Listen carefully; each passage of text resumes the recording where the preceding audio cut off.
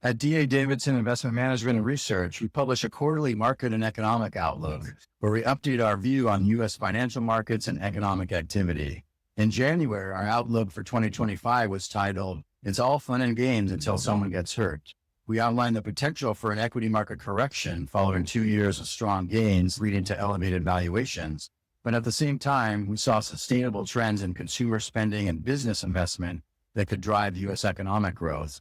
Well, the equity market correction came in March and April, and the economic growth outlook weakened a bit by the end of the quarter. At the low point in April, the widely followed S&P 500 equity index was down 15.3% for the year to date, although by the end of April, 4/30/25, the loss had narrowed and the S&P 500 year-to-date decline was 5.3%.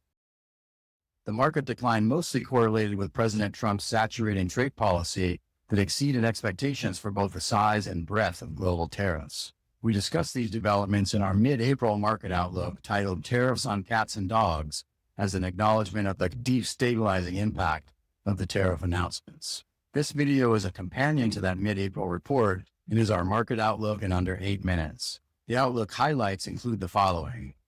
Our S&P 500 fair value estimate is 5,800. We recommend broad sector diversification with some defensive positioning. The U.S. economy is slowing, but recession is not the base case. Tariffs are a headwind, but trade deals and tax relief can help. And we say stay invested through periods of volatility. We moved our fair value estimate modestly lower since early in the year, primarily to reflect market uncertainty created by the evolving nature of the tariff policy.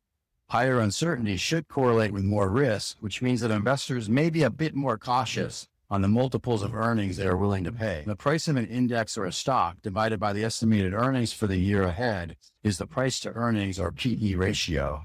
The S&P 500 PE ratio has declined since the beginning of the year. Our fair value estimate of 5,800 assumes that corporate earnings will grow modestly in 2025 and 2026, but we don't expect much PE expansion from current levels.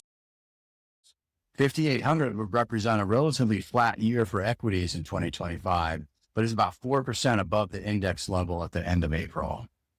Although the S&P 500 index was down year to date through the end of April, we look at all S&P 500 companies that are included in one of 11 sectors, and in fact, not all stocks and sectors were lower for the year to date. 5 of the 11 sectors were positive, and 2 others were flat or close to flat. For the year to date, just 4 sectors drove the market decline, including consumer discretionary, technology, and communication services, and these sectors include most of the large technology and growth-centric market leaders. And this fits with our comment that investors have reassessed risk and have reduced the multiples they're willing to pay for the market leaders. On the other hand, the year's best-performing sectors, like consumer staples, utilities, and healthcare, they're considered defensive as they tend to deliver more stable performance when economic growth slows. And also performing well are financials, which is viewed as a value sector. Value sectors are those trading at lower average multiples than the overall market or versus their peers. Given the high levels of uncertainty that remains, we believe that value and defensive sectors continue to outperform in 2025. The first report on 2025 U.S. economic growth, the gross domestic product or GDP, was a decline of 0.3% in the first quarter. This modestly negative number followed a 2.4% increase in the fourth quarter of 2024. The Q1 data, though, was skewed by tariff fears driving imports to increase to record levels as companies brought in goods ahead of the expected tariffs. Imports subtract from U.S. GDP because the goods are not produced domestically. The import trend, though, is likely to reverse in the quarters ahead. But the 2 main components of the U.S. economy, consumer spending and business investment, contributed positively to the quarter. Consumer spending, or personal consumption expenditures, which represents 68% of the U.S. economy, contributed positive 1.2% to first quarter GDP. Viewing consumer spending on a monthly basis, there was a scare in January this year as spending turned negative, but both February and March rebounded.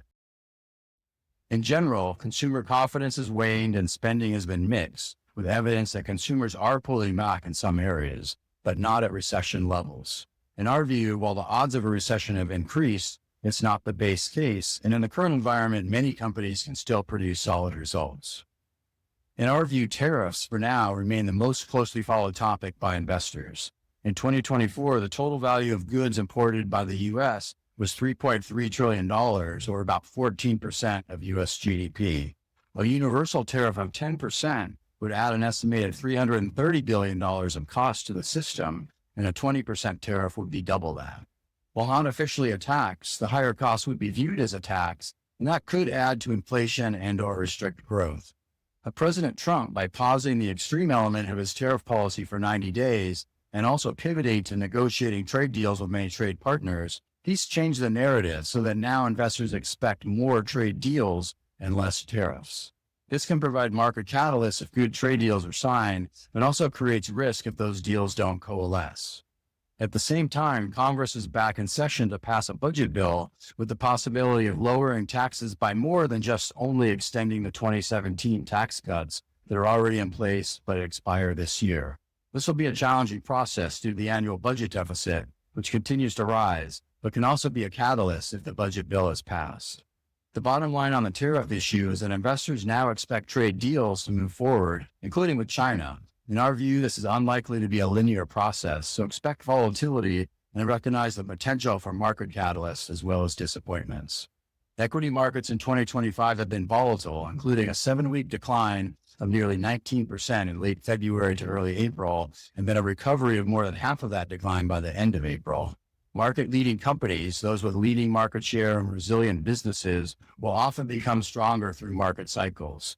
While many of these stocks will fall along with the market, elite companies can emerge stronger, and elite companies span the sectors, another reason for having diversified exposure. The April gains from the 2025 market lows were a solid reminder of how difficult it is to time the market.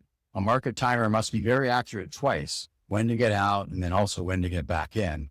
From April 8th through the end of the month, all 11 S&P 500 sectors rallied from the lows, and 8 of them gained more than 10%.